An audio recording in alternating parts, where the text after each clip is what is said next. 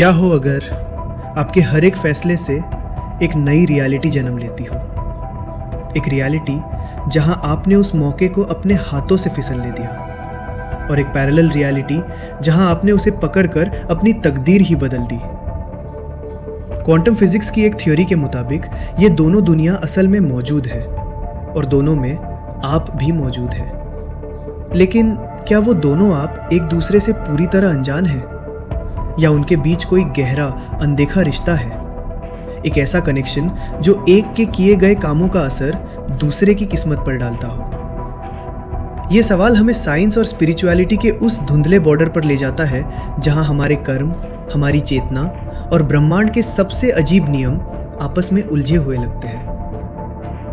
तो आज हम इसी रहस्य को थोड़ा और गहराई से समझने की कोशिश करेंगे। कैसे क्वांटम फिजिक्स की दुनिया में इनफाइनाइट पैरेलल रियलिटीज एग्जिस्ट करती है, कर्म का असली मतलब क्या है, और क्या सच में हमारे एक्शंस एक टाइमलाइन से निकलकर दूसरी रियलिटीज को इन्फ्लुएंस कर सकते हैं। साथ ही हम ये भी देखेंगे इस थियरी की लिमिट्स क्या है, साइंस क्या कहता है, और इसमें छुपे फिलोसॉफिकल सवाल क्या है।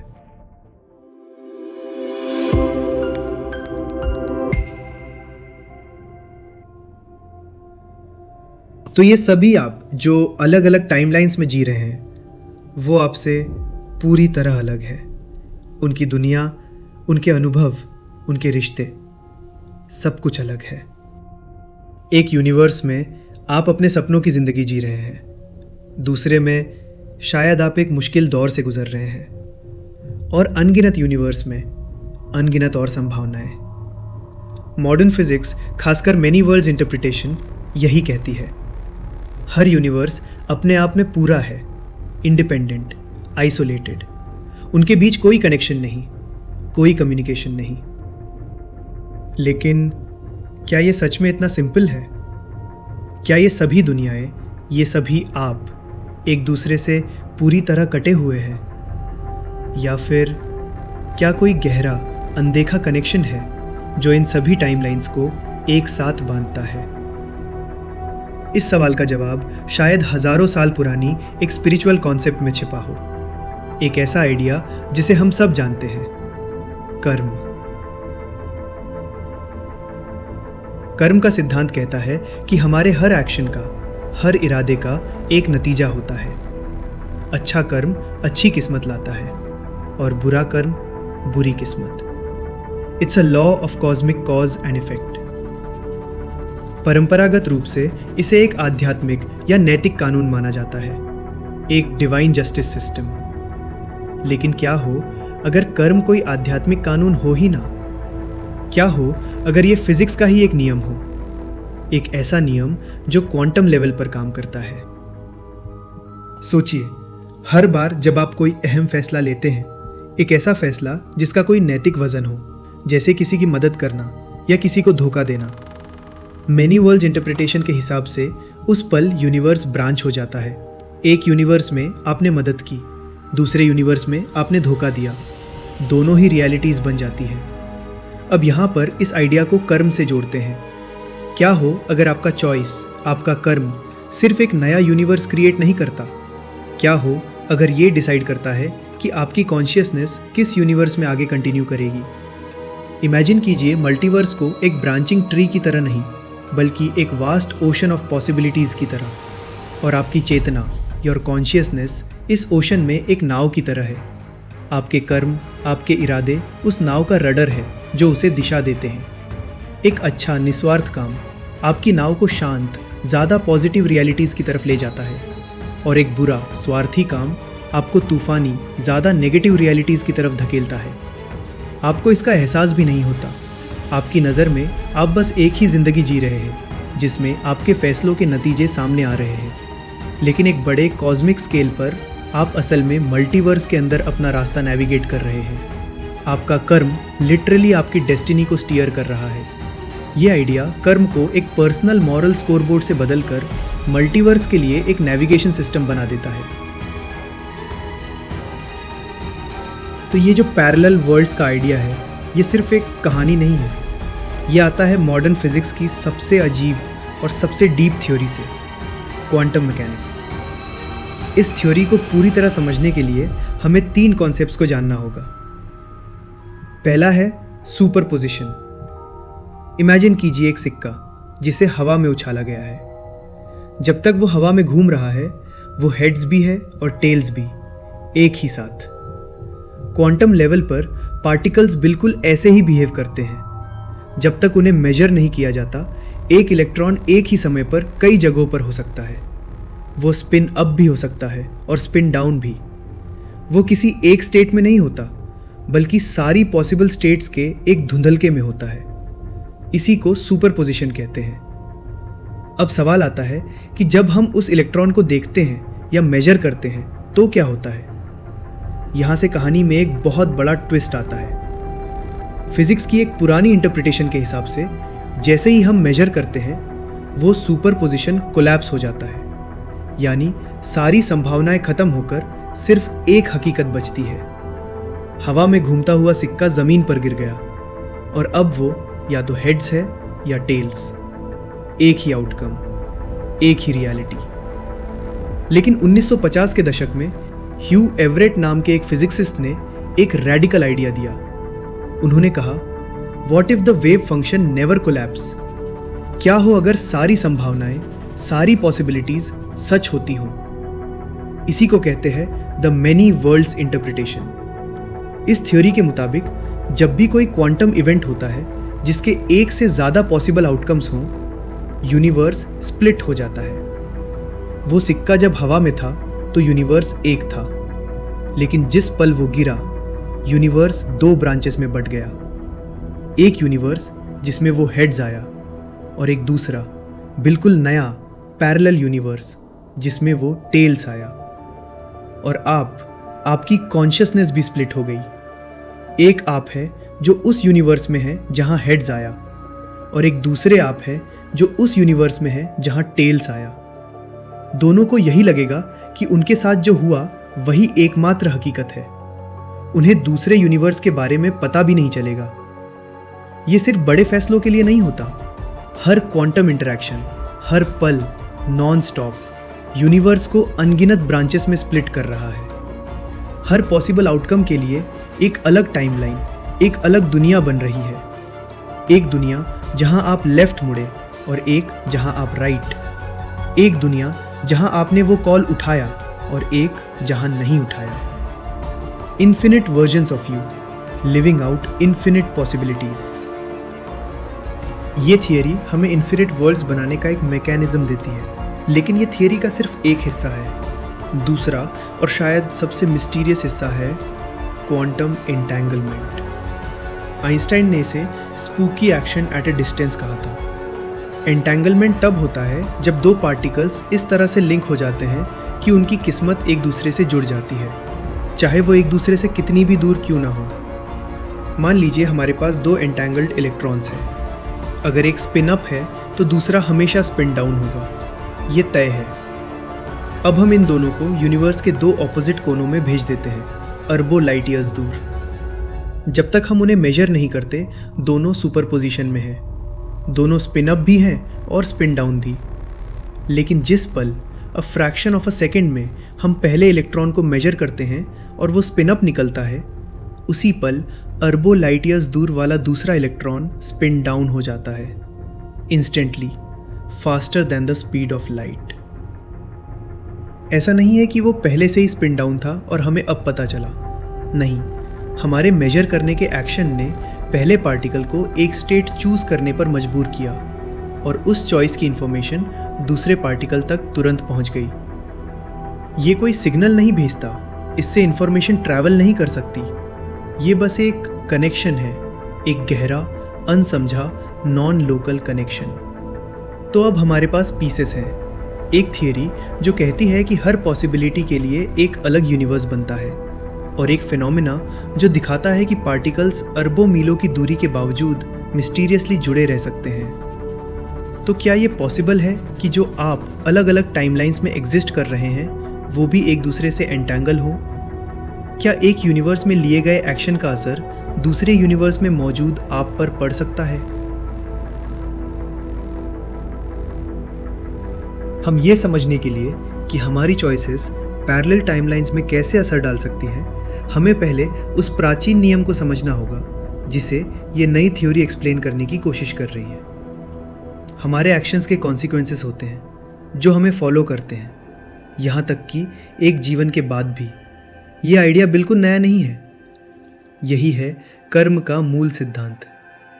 अब कर्म शब्द को अक्सर गलत समझा जाता है, जैसे कि ये कोई फेट या डेस्टिनी हो, लेकिन अपने असली आध्यात्मिक अर्थ में कर्म का मतलब है एक्शन। ये कोई रिवॉर्ड और पनिशमेंट का सिस्टम नहीं है किसी कॉस्मिक जज के द्वारा, बल्कि ये एक नेचुरल लॉ है, ठीक वैसे ही जैसे ग्रेविटी। एक ऐसा नियम जो मॉरल कॉज एंड इफेक्ट पर आधारित है। आप जो करते हैं, जो कहते हैं और यहाँ तक कि जो सोचते हैं, सब कुछ एक इफेक्ट क्रिएट करता है।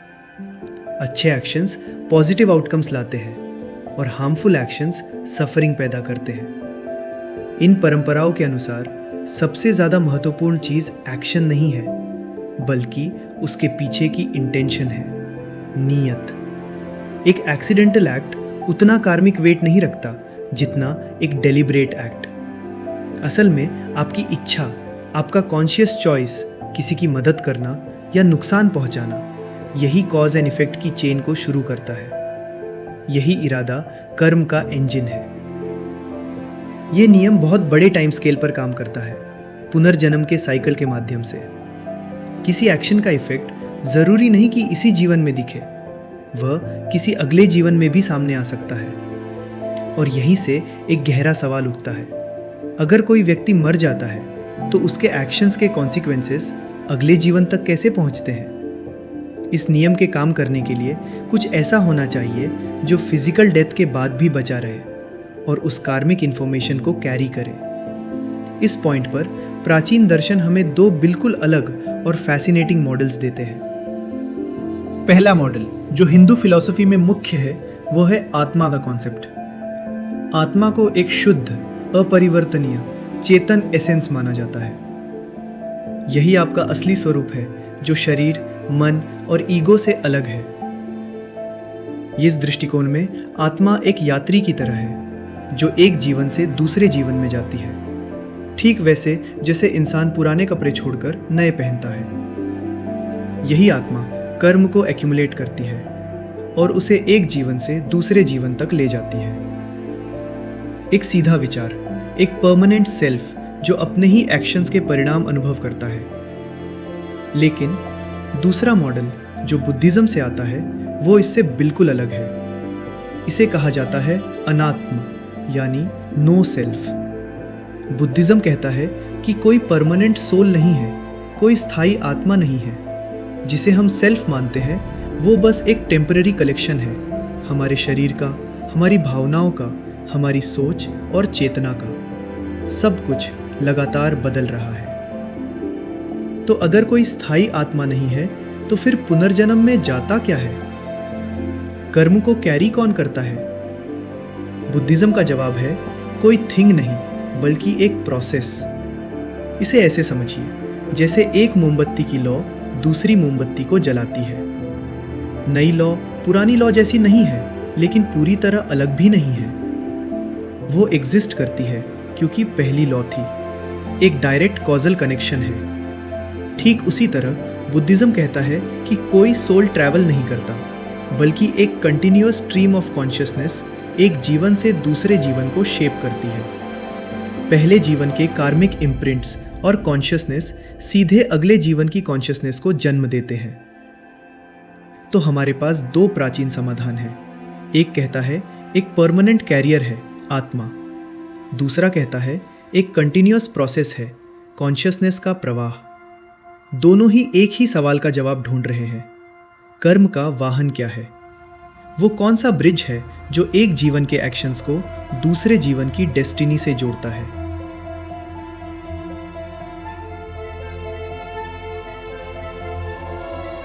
तो एक तरफ है क्वांटम मैकेनिक्स के ये अजीब नियम और दूसरी तरफ है कर्म का ये सदियों पुराना सिद्धांत। क्या होगा अगर ये दोनों असल में एक ही सिक्के के दो पहलू हों?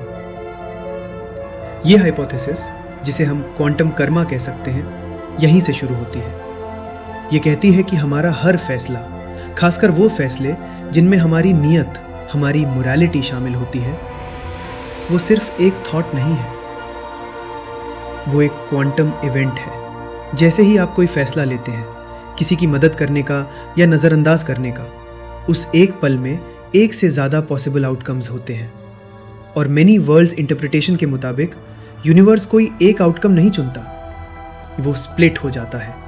एक यूनिवर्स में आपने मदद की, दूसरे में आपने नहीं की। दोनों सच है, दोनों रियलिटीज़ अब एक दूसरे के पैरेलल मौजूद हैं। लेकिन सवाल यह है कि आपका कॉन्शियसनेस, आपकी चेतना, इनमें से कौन सी टाइमलाइन को एक्सपीरियंस करती है। यहीं पर कर्म का आइडिया एक फिजिकल रोल निभाता है। इस थियरी के अनुसार हमारे एक्शंस की एक कार्मिक वैल्यू या वाइब्रेशन होती है।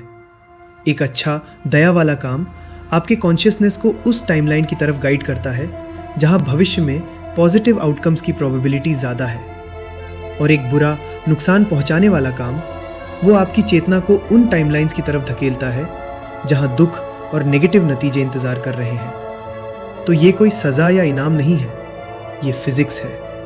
ये मल्टीवर्स में नेविगेशन का एक नियम है। आपकी नीयत एक रडर की तरह काम करती है, जो आपके कॉन्शियसनेस की नाव को इन अनंत टाइमलाइंस के समंदर में रास्ता दिखाती है। इस नज़रिए से कर्म का फल आपको इसलिए नहीं मिलता क्योंकि कोई दिव्य शक्ति हिसाब रख रही है। फल आपको इसलिए मिलता है क्योंकि आपके ही इरादों ने आपको उस टाइमलाइन पर पहुंचा दिया है जहां वो फल स्वाभाविक रूप से उगता है। तो फिर उन बाकी टाइमलाइंस में जो आपके दूसरे वर्जन्स हैं, उनका क्या? क्या वो आपसे पूरी तरह अलग है अपने अपने रास्तों पर? यहाँ पर क्वांटम एंटेंगलमेंट का आइडिया आता है, एक बहुत ही स्पेक्युलेटिव तरीके से। हाइपोथेसिस ये है कि आपके सभी पैरेलल वर्जन्स क्वांटम लेवल पर एक दूसरे से एंटेंगल्ड है, जैसे वो सब एक ही मल्टीवर्सल सेल्फ का हिस्सा हों।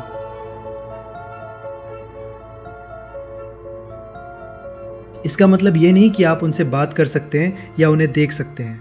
द नो कम्युनिकेशन थ्योरम अब भी लागू होता है, बल्कि ये एक कोरिलेशन का कनेक्शन है, एक नॉन लोकल रिश्ता। एक टाइमलाइन में किया गया कोई बहुत बड़ा काम या पूरी जिंदगी की जमा की हुई नेगेटिव इंटेंट, वो बाकी सभी एंटेंगल्ड सेल्स के फ्यूचर आउटकम्स की प्रोबेबिलिटीज़ को हल्का सा बदल सकती है। ये एक रेजोनेंस की तरह है। एक टाइमलाइन का दुख दूसरी टाइमलाइंस में दुख की संभावना को थोड़ा सा बढ़ा सकता है, और एक जगह की करुणा दूसरी जगहों पर पॉजिटिव नतीजों की प्रोबेबिलिटी को बेहतर कर सकती है। ये आइडिया रीइंकार्नेशन को एक नए नज़रिए से देखता है। ये एक आत्मा का अलग अलग जन्म लेना नहीं है, ये अनगिनत चेतनाओं का एक साथ पैरेलल में जीना है, जो सभी एक दूसरे से जुड़ी हुई है, जिनकी किस्मत एक दूसरे से उलझी हुई है। आपका पिछला जन्म और अगला जन्म शायद इसी वक्त किसी पैरेलल वर्ल्ड में हो रहा हो। लेकिन इस पूरी थ्योरी को सच होने के लिए एक और बहुत बड़ी छलांग लगानी होगी। ये मानना होगा कि कॉन्शियसनेस खुद एक क्वांटम फिनोमेना है। अगर हमारा दिमाग क्लासिकल फिजिक्स के नियमों पर चलता है तो ये सब मुमकिन नहीं है, पर अगर चेतना हमारे ब्रेन के अंदर क्वांटम प्रोसेसेस से पैदा होती है तो थियोरेटिकली वो रियलिटी के क्वांटम फैब्रिक के साथ इंटरैक्ट कर सकती है। और अगर ऐसा है तो हमारी नीयत सिर्फ एक फीलिंग नहीं रहती, वो एक सटल फोर्स बन जाती है जो अनंत टाइमलाइंस में पॉसिबिलिटीज़ को हल्का सा मोड़ती रहती है और हर पल हमारी रियलिटी की दिशा तय कर रही होती है। तो ये आइडिया कि हमारे चॉइस से यूनिवर्स ब्रांच होता है और हमारे सारे वर्जन्स एक दूसरे से जुड़े हैं, सुनने में बहुत पावरफुल लगता है।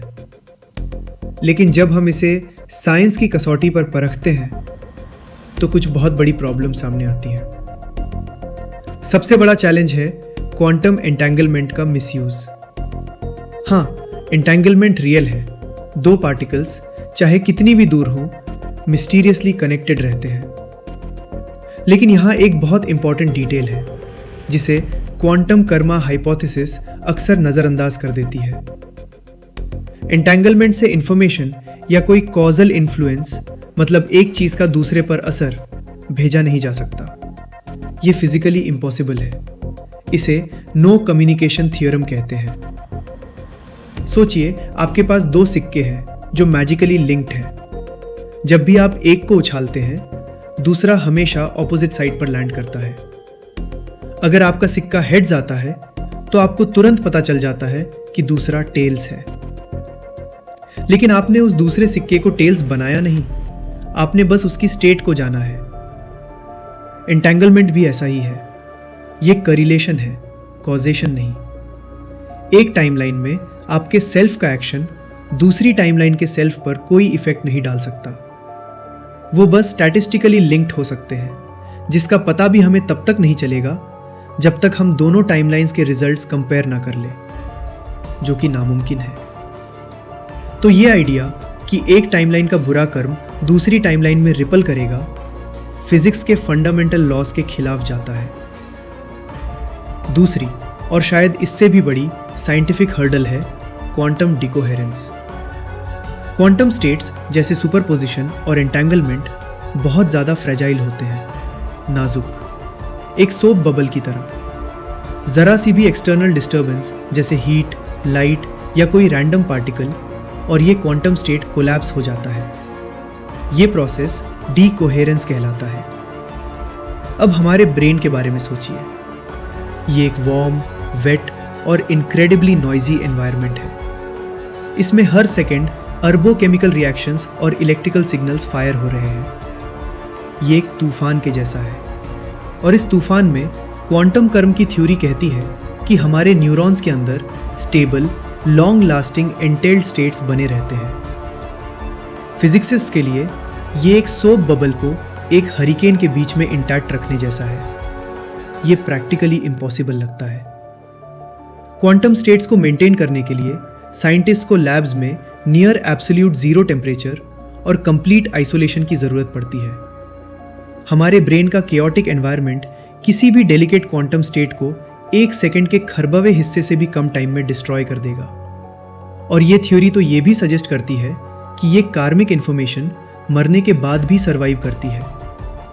साइंस के हिसाब से ब्रेन की डेथ के साथ ही वो फिजिकल स्ट्रक्चर खत्म हो जाता है जो किसी भी स्टेट को होल्ड कर सकता था। तो साइंटिफिक पर्सपेक्टिव से क्वांटम कर्मा की फाउंडेशन बहुत कमज़ोर लगती है। ये फिजिक्स के कॉन्सेप्ट्स को मेटाफोरिकली यूज़ करती है, लिटरली नहीं। लेकिन क्या इसका मतलब ये है कि ये पूरा आइडिया ही गलत है? क्या हो अगर ये कनेक्शन फिजिकल है ही नहीं? क्या हो अगर हम इसे गलत टूल से मापने की कोशिश कर रहे हैं? शायद इस पहेली का जवाब फिजिक्स में नहीं बल्कि कहीं और छिपा है। चलिए एक पल के लिए साइंस की सारी प्रॉब्लम्स को साइड में रख देते हैं। मान लेते हैं कि ये मैकेनिज्म किसी तरह काम कर सकता है। तो क्या ये आइडिया फिलोसॉफिकली कोई सेंस बनाता है? सबसे पहली और बड़ी मुश्किल है एक फंडामेंटल कंसेप्चुअल एरर की। फिजिक्स की दुनिया डिस्क्रिप्टिव होती है, वो बस ये बताती है कि क्या है। ग्रेविटी को इस बात से कोई फर्क नहीं पड़ता कि आप अच्छे इंसान हैं या बुरे, वो बस अपना काम करती है। लेकिन कर्मा और मोरालिटी ये प्रिस्क्रिप्टिव है, ये बताते हैं कि क्या होना चाहिए। ये हमारे एक्शंस को अच्छा या बुरा, सही या गलत का दर्जा देते हैं। क्वांटम कर्मा हाइपोथेसिस मोरालिटी के इस सिस्टम को फिजिक्स के एक न्यूट्रल, इनडिफरेंट प्रोसेस पर थोपने की कोशिश करती है। ये वैसा ही है जैसे पूछना कि एक इलेक्ट्रॉन का स्पिन अच्छा है या बुरा। ये दो बिल्कुल अलग कैटेगरीज को मिक्स करने जैसी बात है। फिजिक्स के हिसाब से यूनिवर्स को कोई परवाह नहीं है, पर कर्मा की पूरी बुनियाद ही इस बात पर टिकी है कि आपके इरादों और कामों का नतीजा मिलता है। अब इसे उन फिलॉसफीज के नज़रिए से देखते हैं जिनसे ये प्रेरणा लेने का दावा करता है।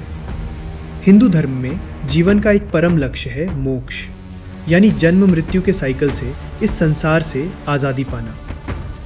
लेकिन मेनी वर्ल्ड्स इंटरप्रिटेशन में आज़ादी कहाँ है? यहाँ तो हर चॉइस पर यूनिवर्स और मल्टीप्लाई हो रहा है। आपके हर एक सही फैसले के लिए आपकी एक और कॉपी एक दूसरे यूनिवर्स में गलत फैसला ले रही है और शायद दुख भोग रही है।